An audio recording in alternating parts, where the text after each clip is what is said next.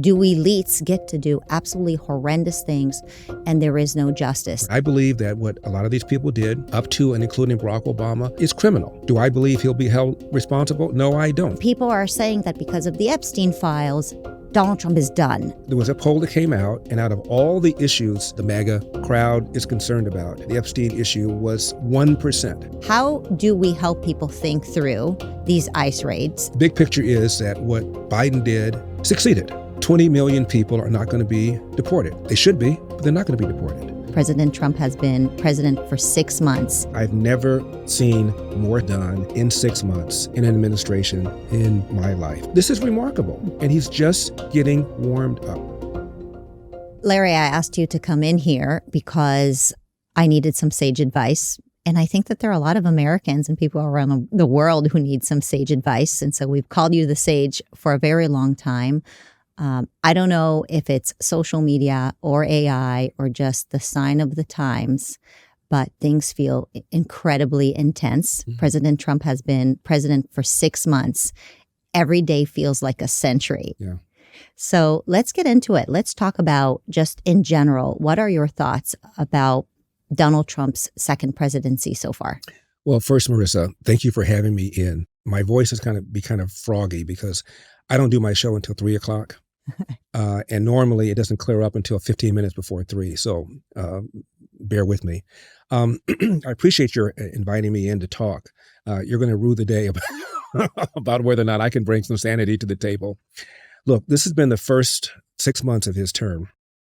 As you mentioned, I've never seen more stuff done in 6 months in an administration in my life. I've been following politics since I was 8 years old. The first one I paid attention to was the 1960 race between Barry Goldwater and Kennedy.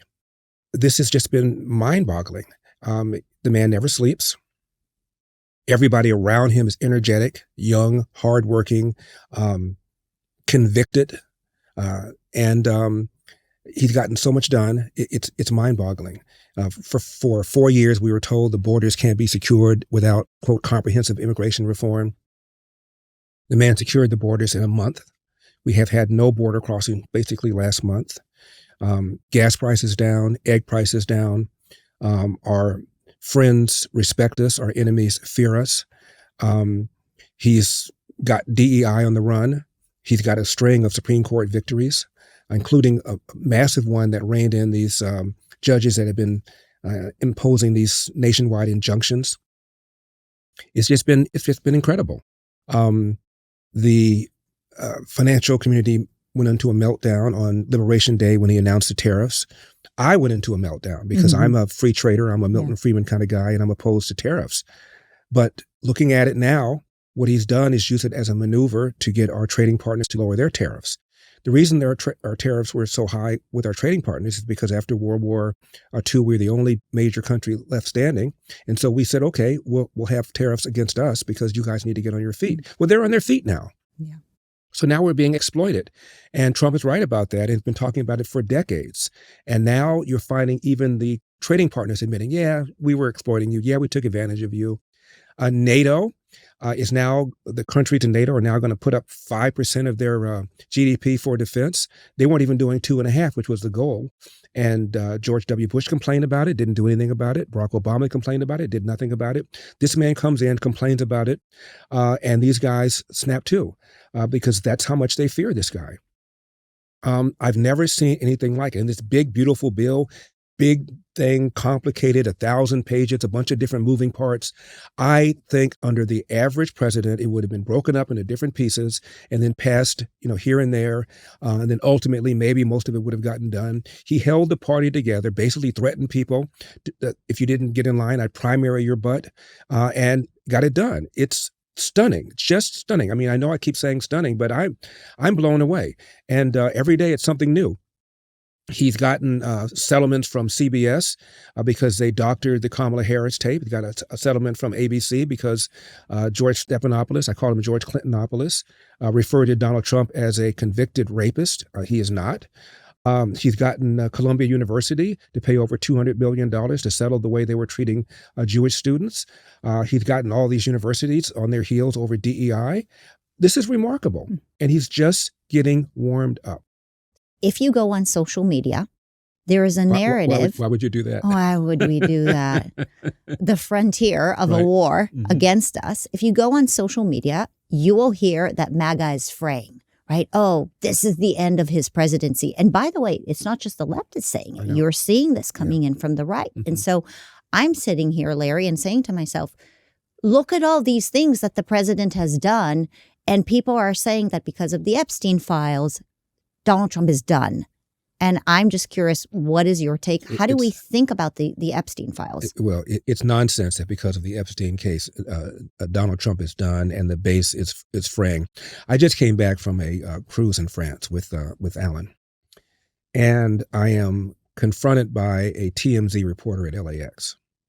So, Larry, what do you think about the Epstein files and the Epstein case? And I said, out of all the things to think about, the economy, gas prices, egg prices, the border, what's going on with Iran and the bombing of the nuclear sites, and what's going on with Israel and Gaza, I said the Epstein stuff isn't even on my list. I said, all I know is if there is an Epstein list, I'm not on it. And he started laughing. And I said, seriously, I mean, this is what you're concerned about? And there was a poll that came out, and out of all the issues the MAGA crowd is concerned about, the Epstein file or the Epstein issue was 1%. Everybody else was concerned about other things. Now, I guess the 1% is intense about it because it's in the news all the time. But I think it's in the news all the time because the media is searching for something so that they can make the argument that the MAGA revolution is in trouble. I see no evidence of that. Donald Trump's popularity among people who voted for him is off the chart. I think only 1% or 0.5% say they wouldn't vote for him again. So if this Epstein stuff is fraying the base, where's your evidence? Give it to me. I haven't seen it. Well, I think that if you go on social media, which is where a lot of young people reside, you will find a big focus on the Epstein files. And I'm curious if your take is that it kind of depends on what your age range is. If you're on the younger side of the MAGA followers and you're in this social media world, then Epstein is really top of your list. Maybe if you're not on social media and you're somewhat older, it almost becomes a litmus test to find how old somebody is. And also I'd wonder why. Why do you think that's the case? I would put it differently. I think it's from where you get your news. If you get your news on CNN, MSNBC, which is what older people do, or you get your news from the monologues of the late night talk shows. And I'm serious about that. There was a study done a little while ago. About 20% of young people get their news, in quotes, from the monologues of the late night talk shows. And about 50% of young people get at least some of their news. So if you watch Steve Colbert, which I don't. Luckily, he's almost done. Or Fallon, which I don't. All they do is talk about Donald Trump and talk about Epstein. During the 2024 race, the Media Research Center added up all the jokes that were told by the 6 major late-night talk shows, excluding Greg Gutfeld. And there were roughly 1,400 jokes, and virtually every single one of them was about Donald Trump. 92% of them about Trump versus about Kamala Harris. So if you're watching that kind of stuff and you're hearing that kind of stuff, it's going to influence how you think. There was a study by the Annenberg School, and they found out that humor is a better vehicle to convey news than straight serious news. So if you're seeing Colbert say that Donald Trump must be in the Epstein files, he must have something to hide, and that's why he's now done a 180 on saying we're going to expose the file, that's going to be your point of view. So it's still about this massive structure and bias in the media that we have to fight all the time. There's a book came out a few years ago by a friend of mine named Tim Grosclose. It's called Left Turn. And I know he's a friend of PragerU. Yeah, I think he's done former UCLA professor. He's done videos here. And he looked at the top 20 sources of news. This is before some of the more recent podcasts and those kind of things. But I think his point is still valid. If the news were truly fair and balanced based on his research, the average person, the average state would vote the way Texas votes, which is roughly 8 to 10 points in favor of the Republican Party. But because so much of our news is biased, ABC, NBC, CBS, CNN, NPR, PBS, virtually every major newspaper in America, the editorial page is left wing, they dominate, and therefore they're going to influence how people think. And so we fight that all the time.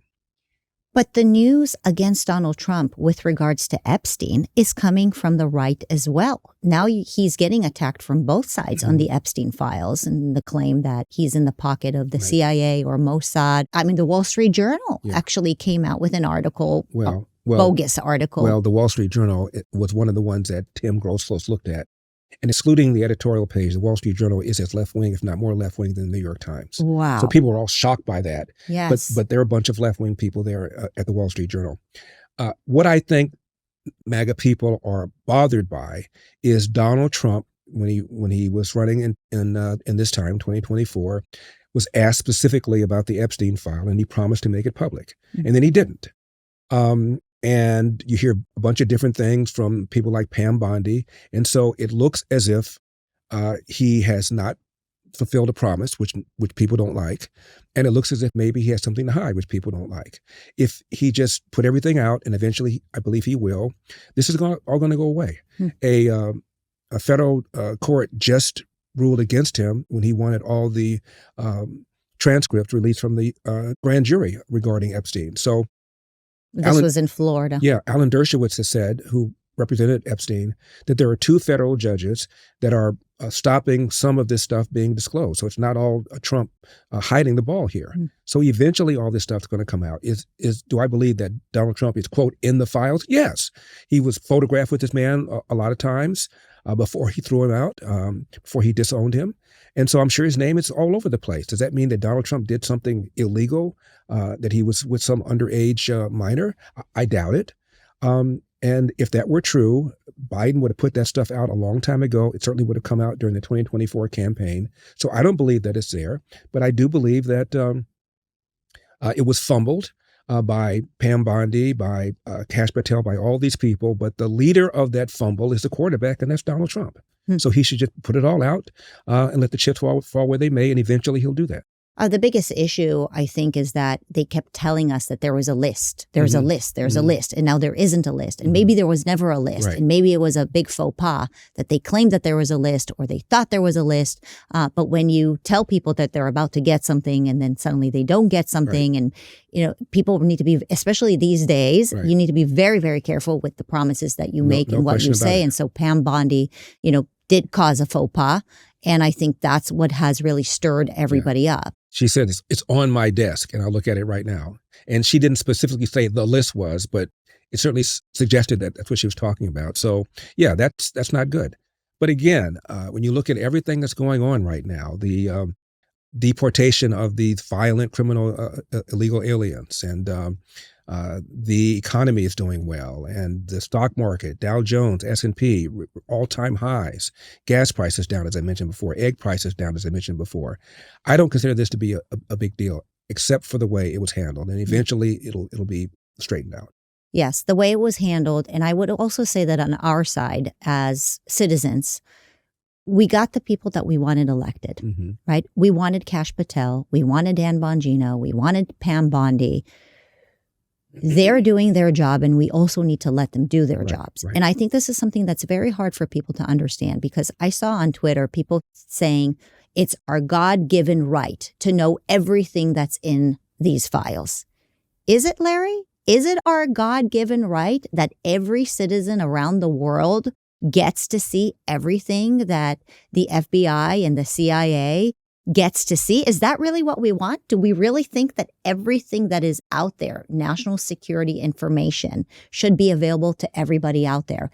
Now, I think that what Epstein did was obviously horrendous. There is no way that Ghislaine Maxwell are sitting in jail for no reason. But I also think that at a certain point in time, if we don't want mayhem in our country, we do need to trust the leadership that we elect and the time frame in which they handle things. Otherwise, if everybody is running the entire show, we're going to run it to the ground. And I think it takes a lot of humility to maybe say, let me back up. I don't deserve to know everything. I do deserve to elect the officials that I trust. But ultimately, does the public deserve to know every detail of everything? And I think this is something that social media has done, especially with young people, where they've given you a sense that you get to have a window into everything and decide everything. Well, I think the focus, Marissa, ought to be was justice done?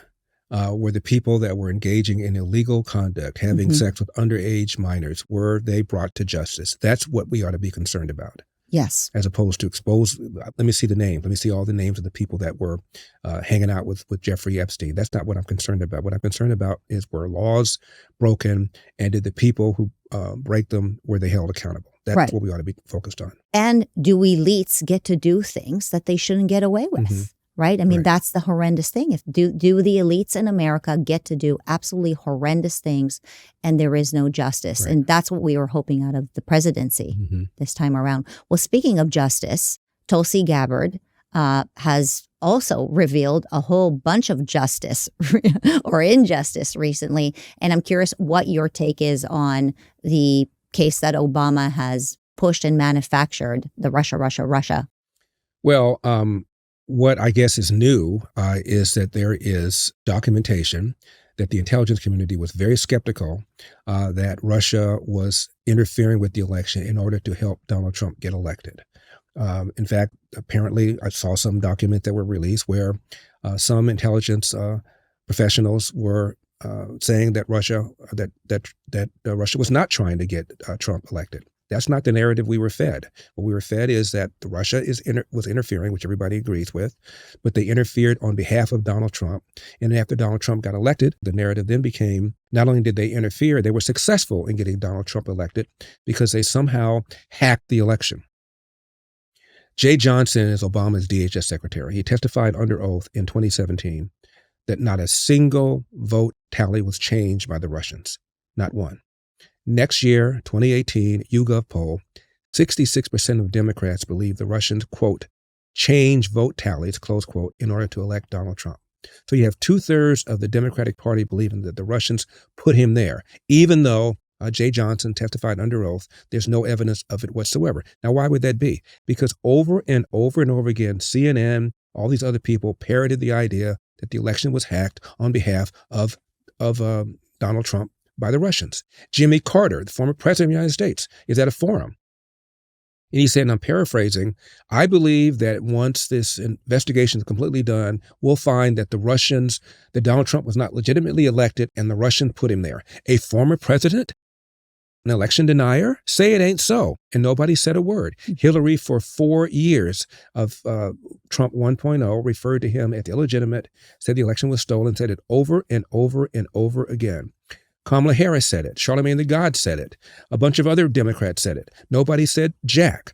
That's why people believe this. I was watching CNN one day, and their then politics editor named Chris Cillizza did a stand-up, and he said 76% of Republicans believed that the 2020 election was one of, quote, widespread voter fraud. My goodness, when that large a number of people of the other party believe that the election was stolen in some sort of way, it undermines our foundation of our republic. Well, 78%, according to Gallup 2018, of Democrats believe that the Russian interference, quote, altered the outcome of the election. This is my long way of saying, Marissa, a greater percentage of Democrats believe 2016 was stolen than we feel that way about 2020, but nobody called them election deniers. This is all because of what all these people in the Obama and Biden administration said about the election, making so many Americans believe that Donald Trump's election was illegitimate. And it turns out that the intelligence community didn't feel that way. They hid it. And then after Donald Trump got elected, all of a sudden the same intelligence began being interpreted very differently to undermine his presidency and to have him spend 2.5 years fighting this Russia collusion BS. It's outrageous.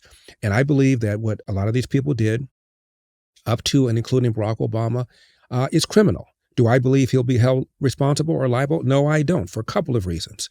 Fortunately for him, Donald Trump won the lawsuit with the Supreme Court, where they ruled that if you do an official act, you're not liable for that official act.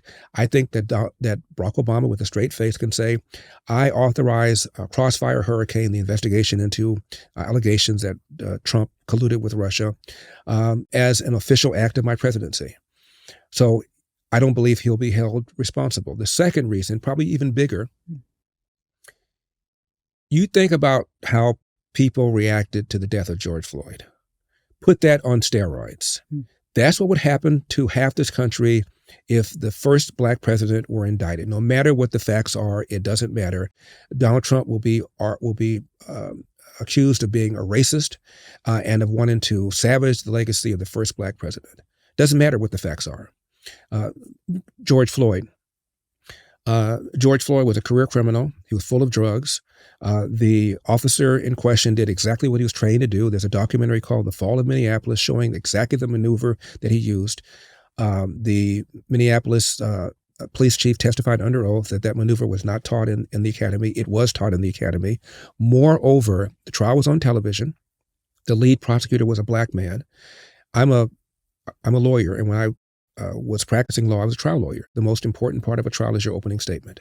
And in the opening statement, this black prosecutor took pains to make sure that, and he said this, the police in general are not on trial.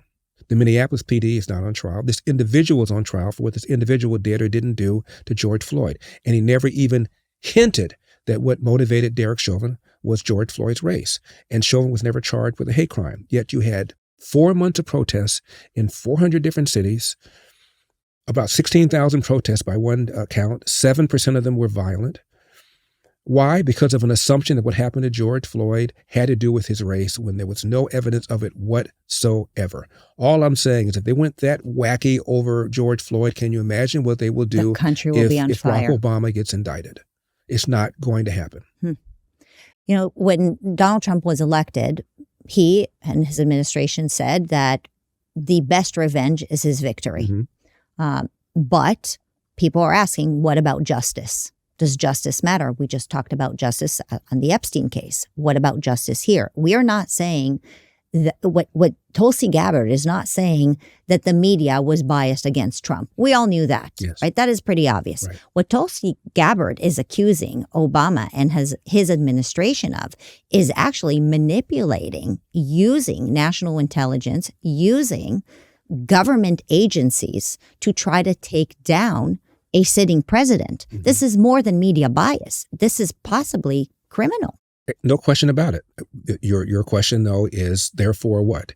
Therefore, will Obama be held responsible? And I said no for the reasons I just now mentioned. It's just not going to happen. Country would explode. And if you want to hold Comey liable or Clapper liable or Brennan liable, but Obama skates, what is that? They were doing what he wanted them to do. They all believed. And here's another argument they're going to make too. And I think they can make it with a straight face. Nobody thought Trump was going to win. The Russians didn't think he was going to win. New York Times gave Hillary on the day of the election a 90% chance of winning. I thought he was going to win. I was in a debate with a guy named Roland Martin, and I said it, and everybody thought I was crazy. But most people thought he was going to lose. And then he wins. How can this man win? He's not qualified. He's incompetent. He's vulgar. He's never been in government. He's a showman. He's been married 3 times. He drops F-bombs publicly. The American people would not vote for somebody like that, but for Russian interference. We sincerely believe that. I believe that a lot of them did believe that. So they also have that defense. You know, we were looking at this intelligence, and at first, before he got elected, we didn't think it was all that big of a deal. Then when he got elected, maybe we underestimated what the Russians were doing, because how can this man get elected? Remember the text messages between Strzok and Page? Donald Trump should lose $100 million to nothing. That's what they thought. That's how they felt about him, and still do. So there are all sorts of reasons why, in my opinion, Obama will be able to defend himself in the event that something were to happen. The other thing is this. Intelligence is a bizarre thing. The run-up to the Iraq War, Colin Powell gives this presentation before the United Nations and outlines all the information indicating that Saddam Hussein had stockpiles of WMD. Bill Clinton's top Persian Gulf advisor gave a big presentation, and I read that he stood up and talked to all these professionals and said, does anybody dissent from the view that this man has stockpiles of WMD? Nobody dissented. I talked to Colin Powell and Condi Rice both publicly and privately. I've interviewed them. And they both said that we got the intel wrong regarding the stockpiles, but nobody lied. We just got it wrong. So you have, in my opinion, these people in good faith who completely got things wrong by looking at the intelligence, and now all of a sudden Bush lied, people died. It's really unfair to say that. Even Trump once said it. And I talked to him privately about it. I told him what I told you. I said, nobody lied. The intelligence was wrong. Nobody lied. We know he had WMD because he used them on the Kurds. He used them on his own people. And when he lost the war, he promised to fully and thoroughly destroy and give proof of his destruction. Didn't do it. United Nations resolution said fully, thoroughly disclose what you did. Otherwise, there'll be consequences. That's what happened. And it's not fair to say Bush lied, people died. I talked to both Dick Cheney and Donald Rumsfeld, the Secretary of Defense, interviewed them. And I asked them both separately, what was the biggest mistake you made? And both of them said, when people said Bush lied, people died, we didn't push back because we felt that nobody would believe that the commander-in-chief would just lie in order to send men and women into harm's way and possibly die. And Rumsfeld said the same thing, but people believed it. So all I'm saying is you can take intelligence and you can look at it with in good faith and come up with a certain kind of conclusion that turns out to be wrong. Mm-hmm. So the Obama people are going to make that same argument. So I don't think anything's going to happen. Do I believe that they undermined the election of Trump, harmed his presidency on purpose, knowing that the evidence was not there? Yes, I do. But they'll be able to look at you and say, well. Yeah. And people want to hear what they want to hear oftentimes. That's another important point. During the 2016 election, I have a friend I no longer speak to. It's a lawyer because of Donald Trump. I've lost 3 friends I've known over 40 years. I haven't lost them. They dropped me because of my support for Trump. He's my age. He has a son who's also a lawyer. So I'm talking to them during the 2016 campaign with Hillary versus Trump.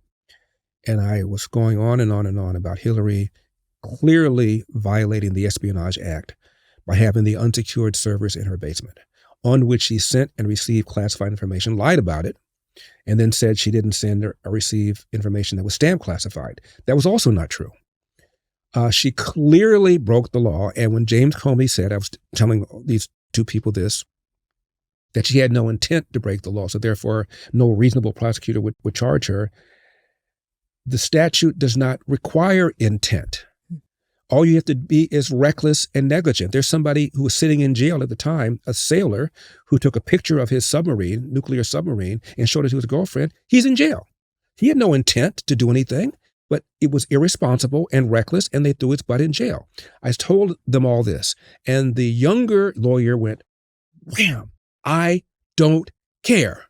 I don't care. I don't want Trump to win. I don't care. I said, you don't care that she violated the Espionage Act, that there are people in jail having done so who've done less? I don't care. That's half the country. Yes, at least she's being honest. He. Unless you know something I don't know. But that's, you never know. You never know. That's half the country, and that's half the country. I don't want to hear it. I don't want to see it. I don't want to say it. Yeah. I don't care. Yeah. So another one of these big issues that people didn't care about the truth or don't really care about the results is the ICE raids. It's like a twilight zone, especially in California. For people who are watching this, both of us live here in California. Right. You have one segment of the population that think that the end of the world is coming, right? Supposedly, Trump is destroying America, is sending in ICE into every supermarket and every church and grabbing every innocent civilian or immigrant and kicking them out of the country. And then you have another side of the country who is saying, we're voting for Donald Trump specifically because we're very concerned about our country being erased. And so how do we help people think through these ICE raids and this issue of immigration that has become the center of many conversations? Well, Trump is defeated. Biden comes in.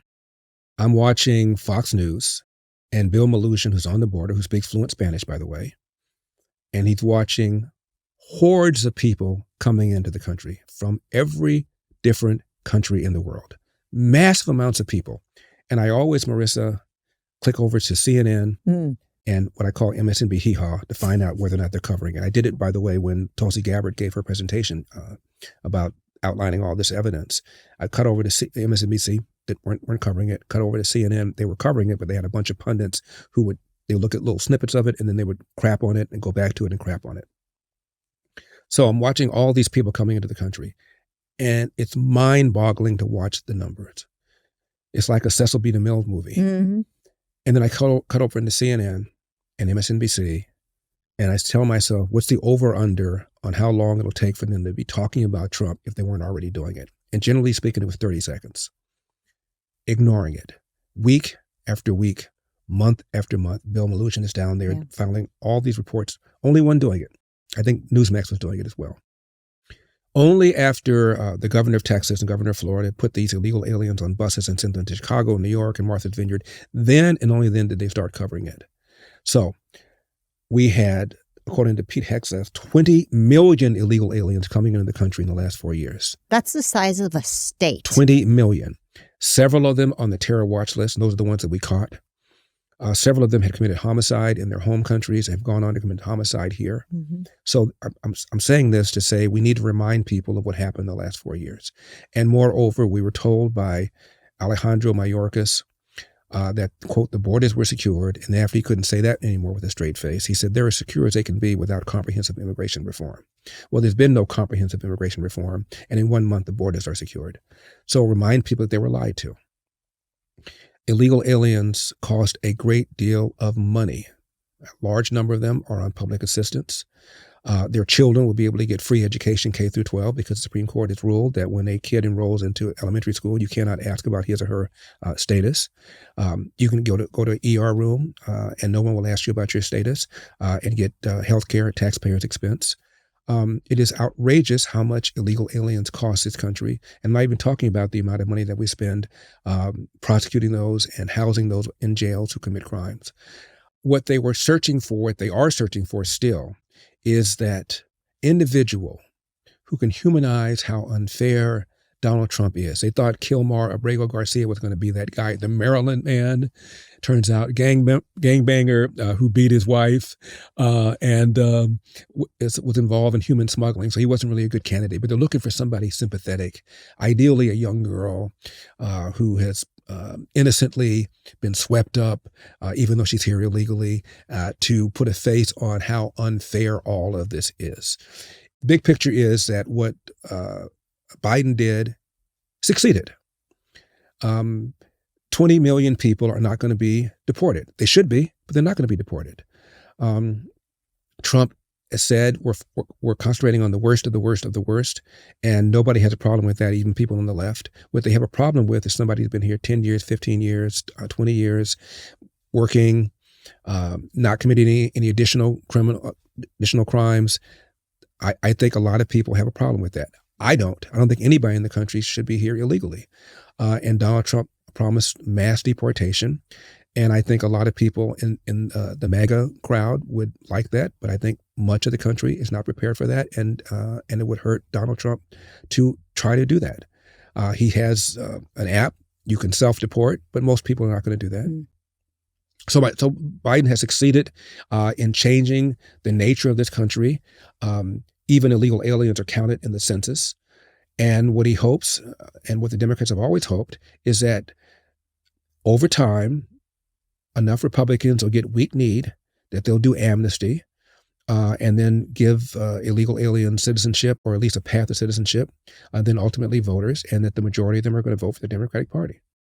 I did an interesting survey about, in the last election, about 23% of the electorate were parents.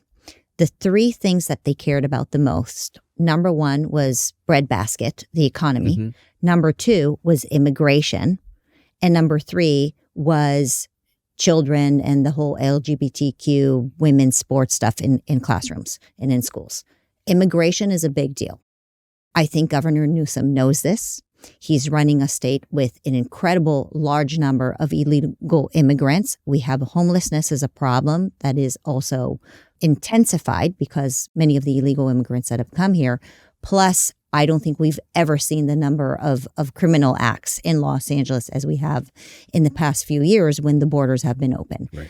I am wondering, is Governor Newsom using Donald Trump to clean house for him, because the intensity of what it feels like here in California around the conversation of the ICE raids is something you cannot find anywhere around the country. And Larry, I have traveled through Texas. I was in Albuquerque recently. I was all over the country.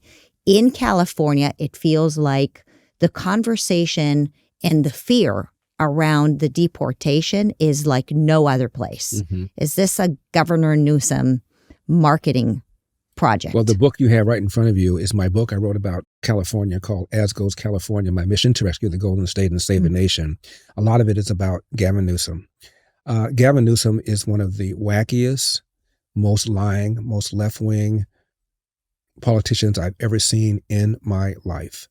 And what he's done to the state is a crime. He took a budget surplus, turned it into a budget deficit. He signed a bill for a panel for reparations. He banned the sale of gas-powered cars by 2035. He railed against holding gangbangers responsible because most of them are Black and Hispanic, and therefore that's systemic racism. He has compelled people to take a course in ethnic studies before they graduate from high school. About 1 million people have left California in the last 3 years under his administration. Highest gas prices in the nation. Highest income tax in the nation. Among the lowest test scores in the nation. We have more illegal aliens here than any other state. We have more homelessness here than any other state. And when I was running in 2021, he even encouraged people who were homeless to come to California. Mm-hmm. Now, what he's doing now is he wants to run for president, and he knows he can't run as a crazy left-wing California politician. So he's trying to make himself seem more centrist. So is he using Donald Trump to change his resume? Yeah, he is. He just had an interview with Charlie Kirk, where Kirk asked him about women competing against men in sports. And Newsom said, it's just a matter of fairness. It's just not fair. Well, there was a bill Republicans were pushing to ban biological men from competing against biological women. All he had to do was say, I support the bill, and he didn't. So he's lying. He's a bigger climate change extremist than even Joe Biden. Well, look at the fires.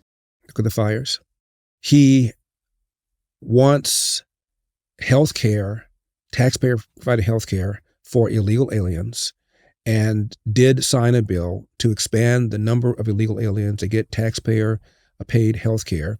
And then when the budget deficit was bigger than they thought, turns out to expand taxpayer health care for the rest of the illegal aliens who don't already get it would be additional $10 billion a year, which is exactly what part of the deficit is. So now he's deferring that for a while.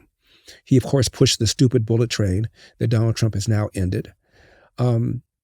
He signed a bill. I railed about it when it came up on talk radio, to increase the minimum wage for fast food workers from $16 an hour to $20 an hour.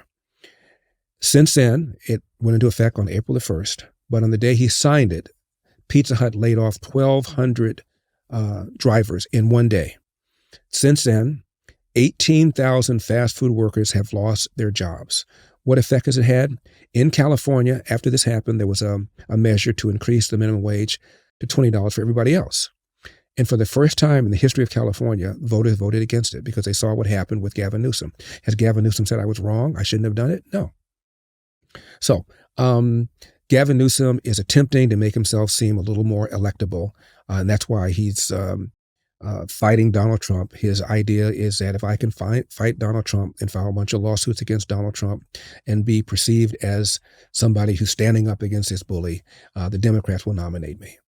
What do you think the reasonable way to think about the illegal immigrants, the DACA kids, the people who've lived here and worked here? And I guess some would say, oh, they only created one illegal crime, which is crossing the border. But I would add many of them are driving illegally as well. And that is criminal. Many of them are working illegally as well, too. They're working illegally. Mm-hmm. They're driving around without licenses, without insurance, many hit and runs. We hear about them in California all the time. Mm-hmm. With that said, what is a reasonable way to handle these millions of immigrants that have really become part of the economy? Illegal immigrants have become part of the U.S. economy. Deporting 20 million people is not just going to hurt them. It's going to hurt Americans as well. Well, I think that we should have a guest worker program for agriculture and for hospitality. But I think that people who are in the country illegally should go and then apply to come back. Now, do I believe that'll happen? No, I don't. But I don't believe that they should be here illegally. They're taking advantage of taxpayers. It's costing us money. It is true that they provide certain kinds of benefits, but if you look at the overall cost, it is costing taxpayers money.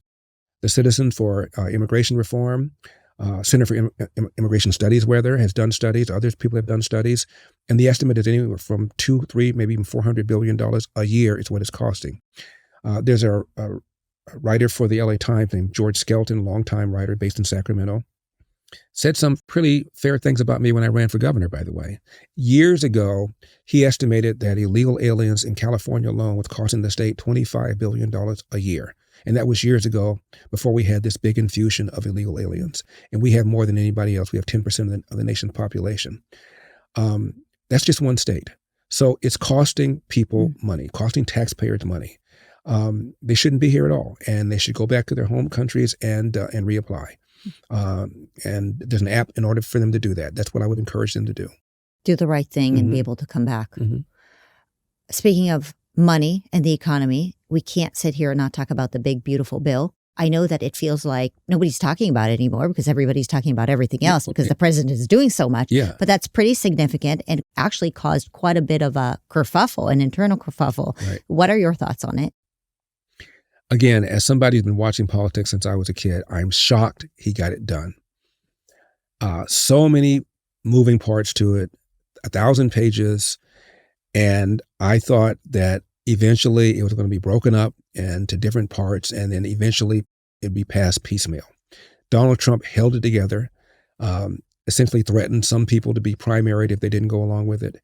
And he got through in the House and got through in the Senate. It's a remarkable achievement for an incumbent president to hold his party together and to do that. Somebody once said that being the Speaker of the House is like herding cats. And he somehow was able to do that. It extended the Trump tax cuts. That's the main thing. But let me just say this about the argument that it increases the deficit, increases the debt, and it does. Donald Trump's genius when he ran in 2016, if you recall, said absolutely nothing about the entitlements programs, Medicare, Medicaid, Social Security, and now Obamacare. Said nothing. What he said was, we're going to repeal Obamacare, quote, and replace it with something better, close quote, as if taking one government program and replacing it with another government program is an improvement. He ran really as a populist. Every other Republican always said we need to reform these Social Security, we need to reform the so-called entitlements. And every time they do that, the other side will accuse you of not caring about the poor, the sick, the elderly. So Donald Trump said not one word about it. Got elected. On the other hand, these programs are unsustainable. Bill Clinton called them unsustainable. Barack Obama called them unsustainable. George W. Bush did. They are unsustainable. They are on automatic pilot. They were all designed back in the 60s when Americans were not living as long, not living as healthy. And right now, the Social Security is paying out more than it's taking in. Medicare is more expensive by almost a factor of 8 when it was first conceived in the mid-60s. They all need to be reformed and reformed dramatically. You run and you promise to reform Social Security, Medicare, and Medicaid dramatically, you will lose elections. One of the reasons I ran for president is I made the argument that we need an amendment to the Constitution to fix spending to a certain percentage of the GDP. I would argue no more than 10%. Maybe exceptions for war and for natural disaster. That way, politicians can then go into a room, lock the door, and do what they need to do and tell the American people, hey, don't vote against me. I had to do this. The law requires me. Because the number one job of most politicians is to get elected. Number two is to get reelected. And you cannot get elected or reelected by taking things away from people. The other thing is this. We need to make the argument and need to make it understandable that there is a relationship between how well the economy does and how little they take from the American people. The less you take, the better the economy does. Before we had the income tax in 1913, our economy would grow 4, 5, 6%. Now, if you get 2.5%, 3%, we high five. It should be growing much faster. Why? Because so much money is taken out of the pockets of the American people. I was on Fox and Friends a few years ago, and I said in 1900, at all three levels, federal, state, and local, government took less than 9% from the American people. Now it takes 32%. And I said, if you add a value to so-called mandates, that's when you're running a business and the government comes in and tells you need to buy this, this, and this, and you don't think you need to, I consider that to be a tax. Government takes 50% from the American people. I get home, phone rings, it's one of these left-wing fact-check organizations. You were on Fox and Friends this morning, and you said in 1900, government took less than 10% from the American people. I said, yes. And he said, do you have a source for that? I said, no, I just pulled it out of my butt. Of course I have a source for it. And I gave him a source. And now you say government takes 32%. Do you have a source for that? Gave him a source. And you say right now, if you put a value on mandates, government takes half of what the American people produce. I gave him a source. 2 days later, big meter in the newspaper, elder half right. Meter was right in the middle. The stick was right in the middle. The News Guard type of fact checkers. And it said, Larry Elder said that in 1900, government at all three levels took less than 10% of the American people. He was right. Larry Elder says right now, government takes 32% of the American people. He's right.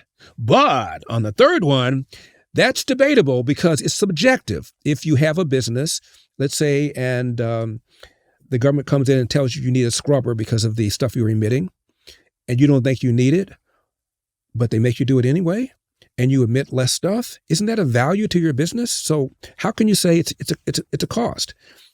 And they quoted some professor saying, well, Larry Elder says this, it's subjective.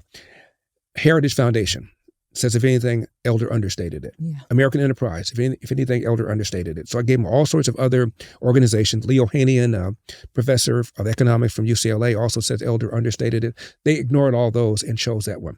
I got so angry, I contacted the two people who wrote the article. To their credit, Marissa, they agreed to come on my radio show. And I said, let me get this straight. I made 3 points. About 1900, less than 10%. You said I was right. They said yes. Second point, right now, 32%. You said that's right. Yes. Third point, 50%. You said that was subjective. Yes. So I made 3 points. 2 of 3 were right. Why am I just half right? It's bad math. How come I'm not 2/3 right? I said, they don't know how to do this math. Fuzzy math? Even they started laughing. And they said, we'll reconsider it and we'll issue another assessment, but they didn't do it. They never apologize. But they didn't do it. They never do it. They never own up to it. You just can't. You can't even expect it. All this is to say, this is how much bigger the government has become from what the founding fathers envisioned. There was no income tax. So where was the money going to come for Medicare, Medicaid, Social Security, FEMA, all these programs? They did not intend for us to be doing these kinds of things. Alexis de Tocqueville did that book called Democracy in America in the 1830s. And he traveled around the country. He was amazed. There were all these mutual aid societies, which is what they were called. Organizations, communities, churches set up to help people who were poor, to help people who were sick, to help people who needed insurance. We did it on our own. Most people can't even envision how creative Americans can be if the government didn't do it on their own. During the Great Depression, FDR does all this New Deal stuff. Yeah. And during the Great Depression, before this happened, charitable contributions were going through the roof. And after, however, he did the New Deal, they still went up, but not as quickly because people felt they gave at the office. So not only do people feel they gave at the office, but also government does everything less efficiently. How many times have you seen a disaster where the Red Cross is there faster than FEMA? So imagine if all the money that we're spending remained in the pockets of the American people and they spent their own money, donated it on their own causes that they thought were important. And also, this is probably an even bigger issue. I consider the number one problem in America to be what I call the epidemic of fatherlessness. 40% of all kids today enter the world without a father in the home married to the mother. That is up substantially from 1960. 70% of Black kids enter the world today without a father in the home married to the mother, up from 25% in 1965. 50% of Hispanic kids. Why? Because in 65, Lyndon Johnson launched a so-called war on poverty and has financially incentivized women to marry the government and incentivize men to abandon their financial and moral responsibility. So you're doing a great deal of damage. And even Obama said a kid raised without a father is 5 times more likely to be poor and commit crime, 9 times more likely to drop out of school, and 20 times more likely to end up in jail. This is what we've done with our big, brawling welfare state. It not only is expensive, it's hurting the country, and it's created a great deal of downsized, bad social consequences. And that's a discussion that, quite frankly, nobody is having. Our side's not having it, because the perception is if you say stuff like what I just now said, if you're white, you're a racist. If you're black, you're an Uncle Tom, you're a sellout. And the left isn't having this conversation because they created the problem.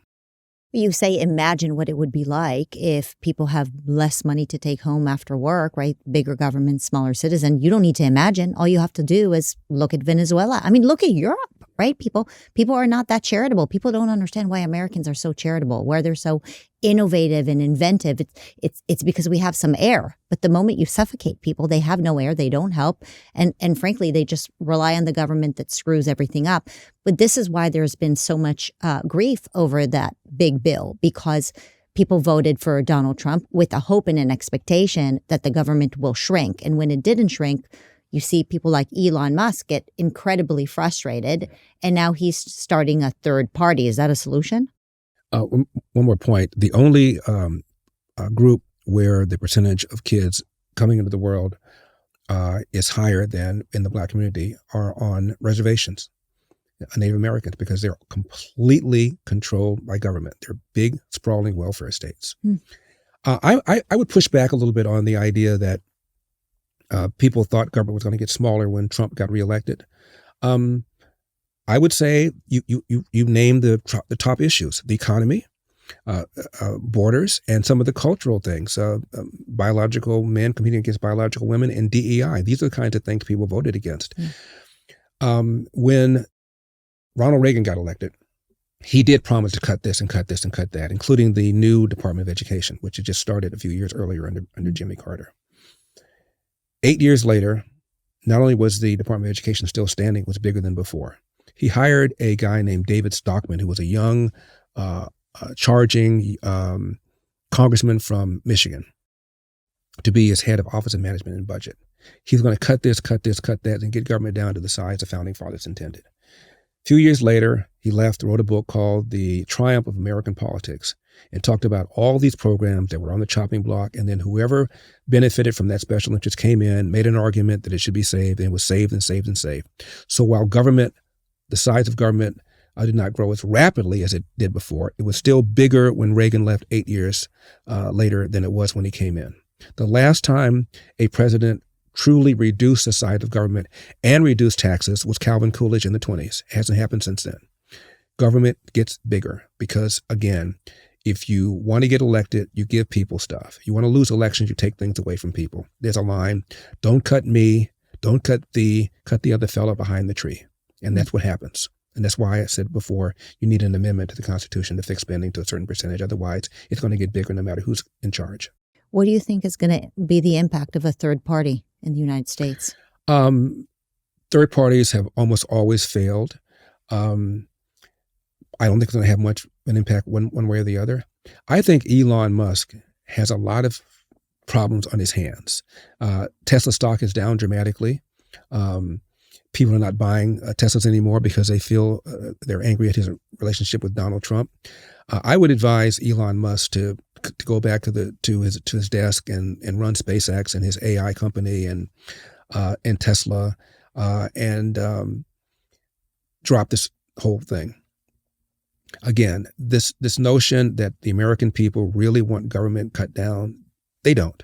They say they do, and then as soon as you cut them off, or what program needs to be cut, because the ones that need to be cut are the ones I mentioned. Half of the budget is the so-called entitlements. Yeah. Another quarter is defense. The rest of it is interest on the debt. There's a little sliver, so-called discretionary spending. You could completely eliminate that, and you're still going to have a problem. Yeah. Mm-hmm.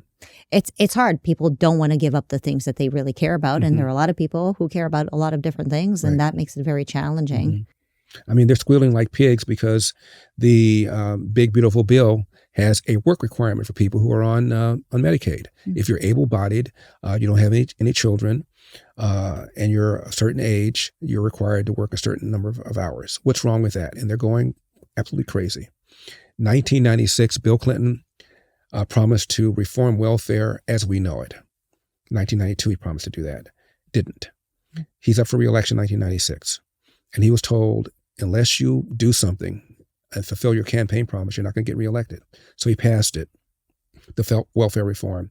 And for the first time, there were what are called family caps. You couldn't get additional money if you had additional children on welfare. And there were time periods. First time there ever.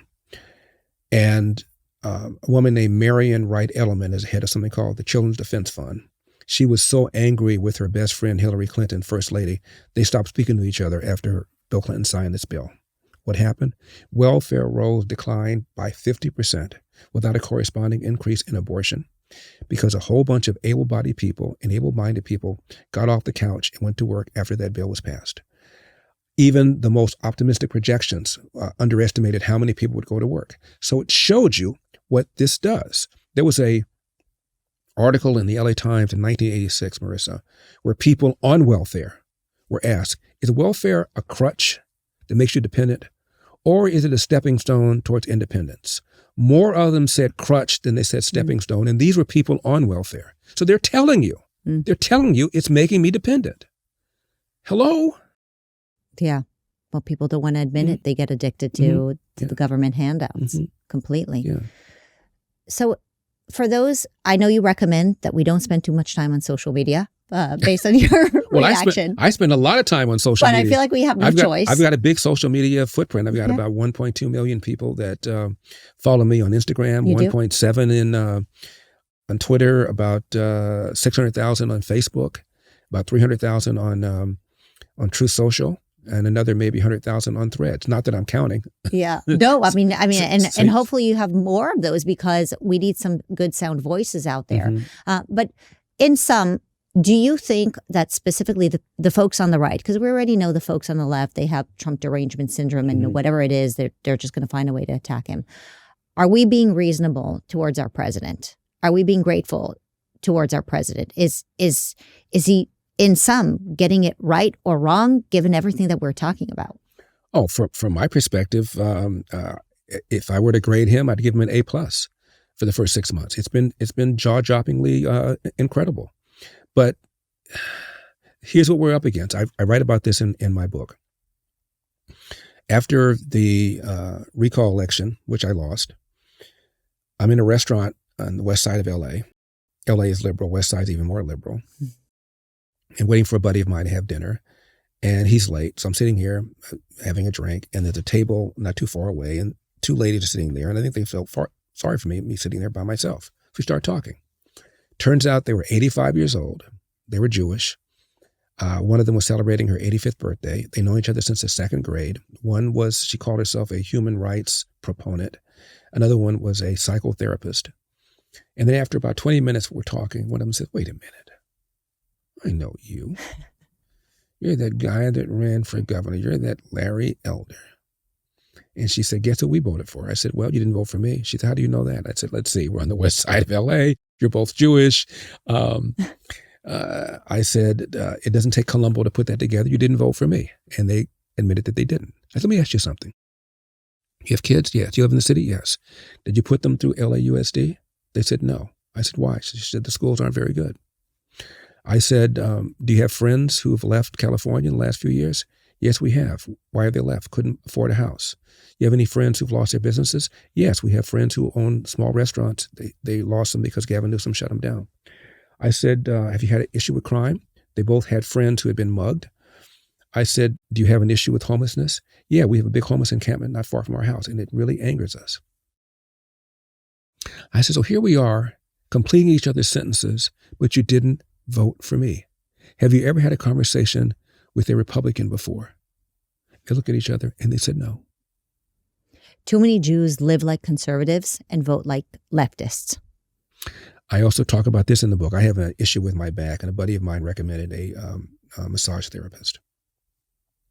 So I'm going to this address, and I'm thinking it's going to be on a a busy street, and I turn down, and it's a residential street. It's a house. So I go up to the house and knock on the door. Lady opens the door. She's about 45 years old. She has different color hair, tattoos everywhere, piercings everywhere but her eyeballs, and I get hit in the face with a big plume of marijuana. Not that I would know what that would smell like now. So she's working on my back, and she's playing Motown music, which is my favorite genre of popular music. And virtually every song I knew the backstory. A song would come on. That song was written by Smokey Robinson. It's called My Girl, and it was written for a guy named David Ruffin, who's a lead singer of The Temptations. David Ruffin had a drug overdose. Another song came on. I said, this is Marvin Gaye. It's from What's Going On. And the owner of Motown, Berry Gordy, discouraged his artists from writing their own stuff. He wanted to control that. Plus, he didn't think that they were very good writers. And Marvin Gaye put his foot down and said, I want to do this concept album. And it was the biggest seller Motown ever had. So I would do the backstory. And finally, she said this after about 45 minutes. I know who you are. When you called to make your appointment, I knew who you were. I wasn't going to say anything because I didn't vote for you. But had I known you were this funny and this personable, I would have voted for you. I said, do you know any Republicans?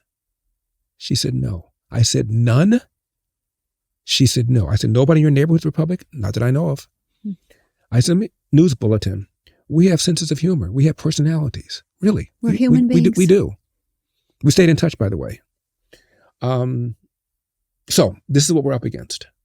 We are. Yeah. 61% of Democrats believe Republicans are racist / bigoted / sexist, according to a poll.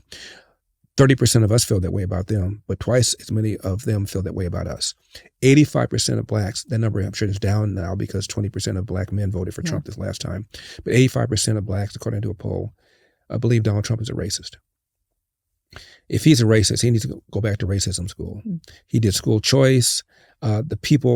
The group that's most hurt by illegal aliens are black people living in the inner city with high school or less education, because almost all these illegal aliens have no education. They're the ones who compete against them for jobs. And the presence of illegal alien labor puts downward pressure on the wages of black people, what they otherwise would earn in the inner city. And Trump did the First Step Act, which allowed about 5,000 mostly black men to have their prison sentences for nonviolent drug offenses reduced by an average of 70 months.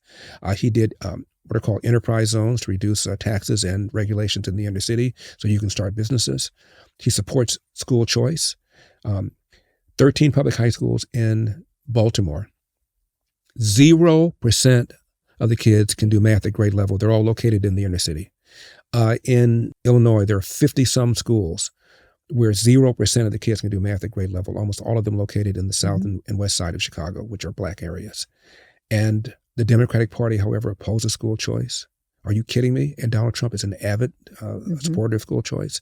So if he is a racist, he needs to go back to racism school. Yeah, I mean, not to mention the crime, right? He needs a refresher course. Yeah. I mean, if you're living downtown LA and there is crime, it's the fancy rich people, they get guards and they live behind gated communities. And meanwhile, the crime is impacting those who can't afford it. Larry, you mentioned a couple of times that you ran for governor and you ran for president. And I would love to get a sense from you, if we could just peek behind the curtain.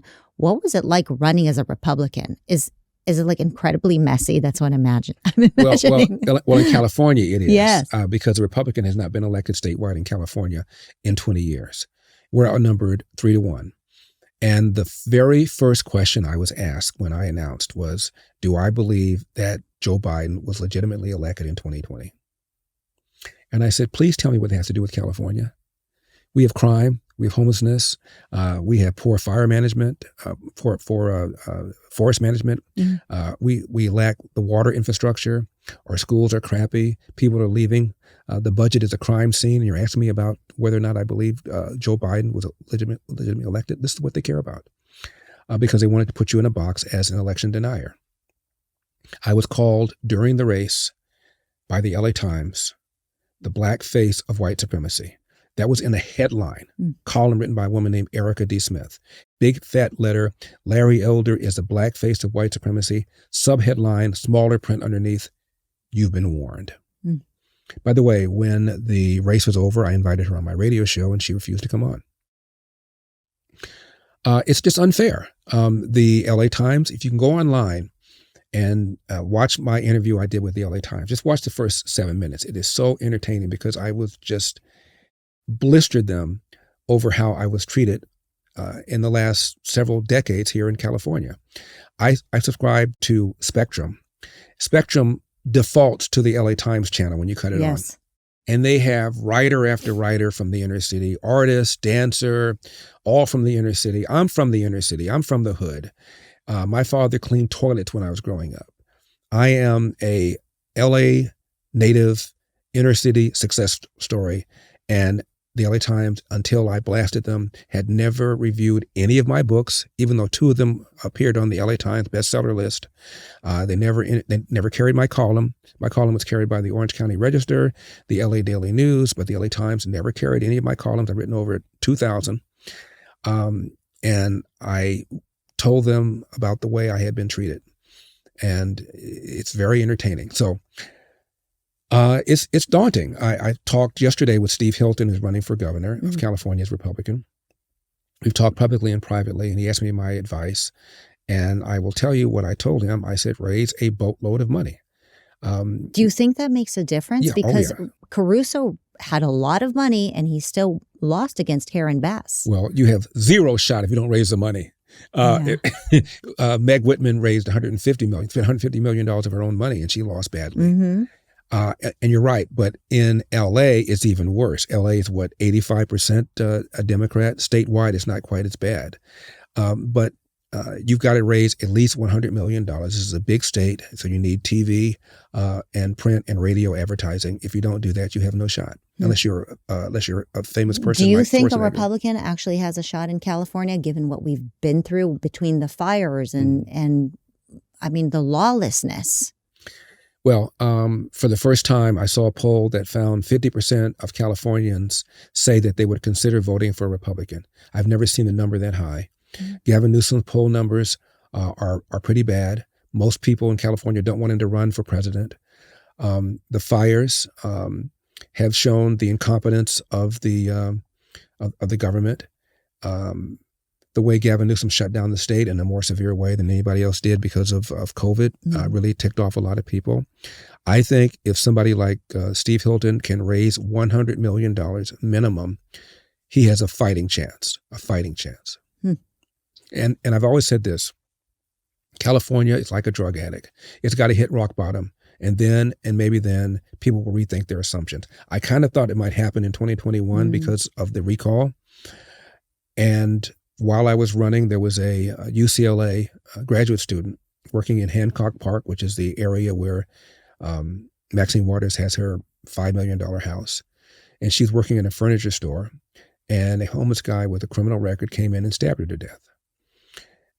Also while running in Beverly Hills, a retired Motown record mogul with armed security at his house, bad guy, career criminal, breaks into his house and murders the man's wife. So this is now happening in Hancock Park, now happening in Beverly Hills. So maybe these rich people that have been donating to the left will now wake up and realize you need to rethink your assumptions. Didn't happen. I have said that California, I have a 2-step program to save California, Marissa. Keep the illegal aliens, deport the Democrats. At least one of them is actually rational and willing to work. Let's see if that works. But they're going to have to hit rock bottom at some point. The problem is this. I mentioned about 1 million people have left California in the last 3 years. The number one reason that people leave, these are young people primarily, is they cannot afford the price of a home. They have not, however, connected the reason the price of a home is so high with the left-wing policies out of Sacramento. I was interviewed when I was running for governor by a black man who was trying to get a new house. It's a paper in Sacramento with black paper. And he said, they're outrageously expensive. I said, well, it's because of CEQA. He said, because of what? I said, CEQA, the California Quality Environmental Act. He didn't know what it was.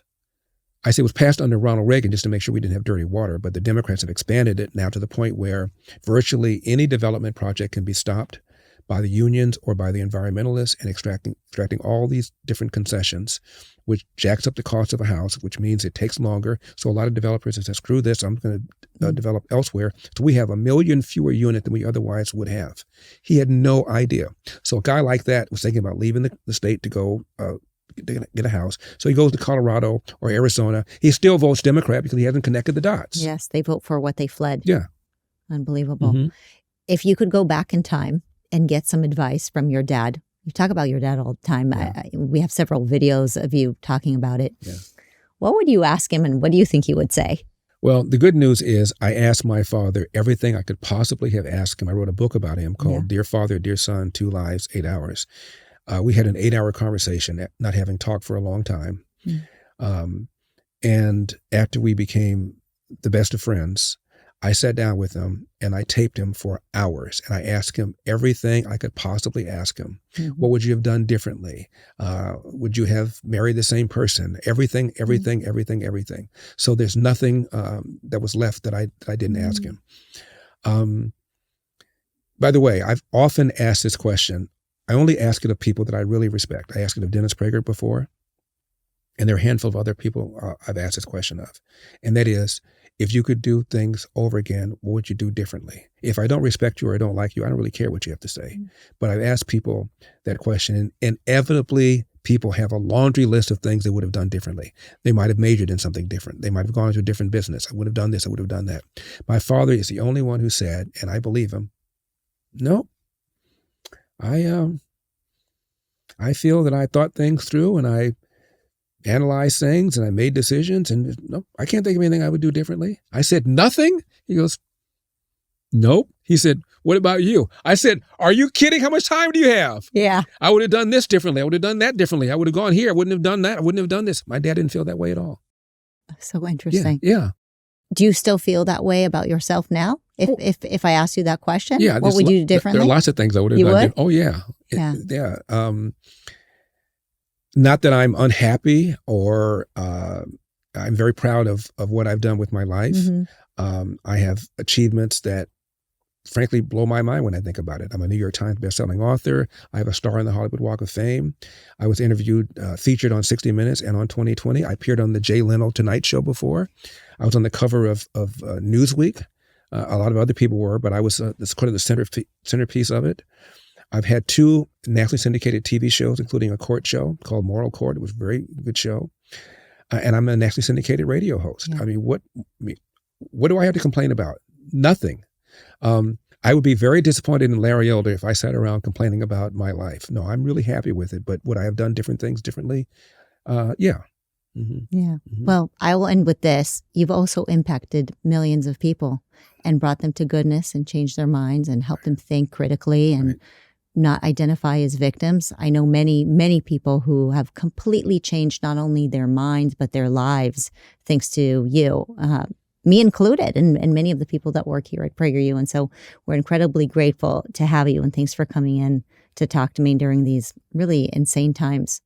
Well, Marissa, I appreciate that. And I am reminded of that all the time. When I ran for president, I'm in an airport, and this black man comes up to me, 35, 40 years old, very well dressed.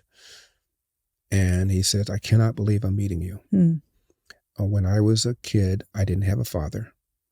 I was angry at the world, and I blamed it on racism. I started listening to you. And you told me not to be a victocrat, which is a word I've coined. If you use it, I get 10%. And he said, had it not been for you, I would not be where I am. And where I am is I'm the number 3 executive at Merrill Lynch. About a quarter of all the offices report to me. But for Larry Elder, I wouldn't be standing here. And we embraced. So I get that a lot. Yeah. Dennis does as well. I've heard Dennis say, since he's been his challenges right now, he said, I knew people respected me, but I didn't know that people loved me. Yeah. And I know what he means, and I know how he feels. Yeah. Because I feel the same way. You can't underestimate the impact that people like you have and your voice and your wisdom. So thank you. Thank you.